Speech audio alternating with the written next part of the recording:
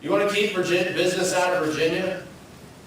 Adopt a 25% mandatory renewable portfolio standard like he opposes. That is a job-killing proposal. You know, he's well supported by the unions. You want to kill jobs? Bring them on in here to Virginia. You want to kill jobs? He didn't think the federal health care bill went far enough. He wanted a full single payer.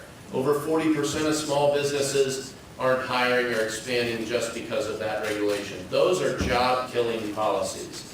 And he's got one here in the energy area, and it's this mandatory RPS. Government doesn't have any business picking winners and losers as we were, and I successfully helped move us away from that. And it's important to note that at least some people in the Sierra Club supported getting rid of those adders because they artificially incentivize our utilities without any environmental benefit that any of us could discern.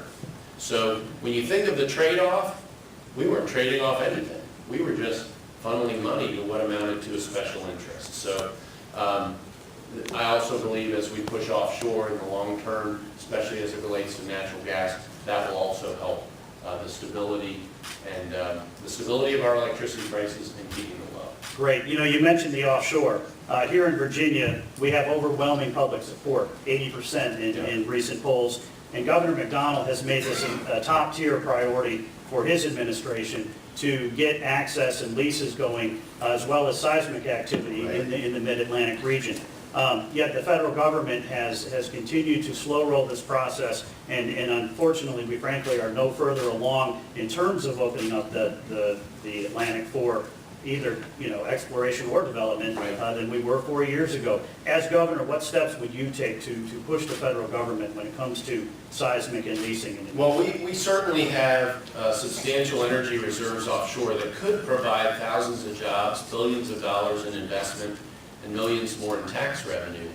And there's bipartisan congressional support, not just good polling, for moving in these directions, taking the exploration steps, doing the seismic work, moving the leases along. I support that and will aggressively support that. Virginians need a governor with a proven track record of fighting Washington, D.C. when they stand in the way in this fashion, when they overregulate, when they block us from moving ahead with opportunities. That's very important. I have a track record right up here in Northern Virginia with Fairfax County's Democrat Board of Supervisors as my co-plaintiff in the most recent lawsuit I had with the EPA, which we won, saving Virginia taxpayers and Fairfax taxpayers approximately $250 million. You've got to be willing to fight sometimes. There are times to work together, and building that coalition among our congressional delegation, for instance, is very important. But when Washington draws lines, Virginia needs leaders who will push and push across them, or we're not going to get this opportunity opened up to us. This is where the fact that I'm running against a guy who's a Washington insider and a Virginia outsider matters. That's what the Washington Post called him, a Virginia outsider and a Washington insider. He's not going to fight Washington. I've got a track record of doing that. We can do drilling in Virginia. If we get to that point, we can do it safely. The formation of the Center for Offshore Safety is a private industry effort that has come up with good best management practices for safe drilling offshore. We all watched the disaster in the Gulf and have been closely attuned to the development of new well capping technologies. But we also don't drill as deeply, wouldn't have to drill as deeply off Virginia's coast as they do in the Gulf, which makes us safer and more reliable anyway. As recently as 2009, my opponent vehemently opposed offshore drilling for oil. You cannot trust him on this issue. Great. You also mentioned federal regulations and the burdens that they're placing on energy consumers here in Virginia. What steps as governor would you take, given that the federal government is supposed to give these states deference in terms of federal regulations and programs that it puts together? What steps as governor would you take to ensure Virginia's role in energy development? Well, first of all, I'm not sure the federal government hasn't lost the memo that told them that states have a role in all of this. And that is a challenge that we have across the Potomac all the time.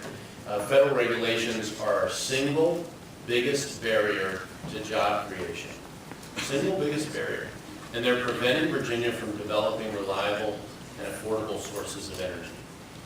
EPA regulations on coal, whether it's the cross-state air rule, whether it's the so-called mercury and air toxic standards, mercury has less than 1% to do with that standard, less than 1%.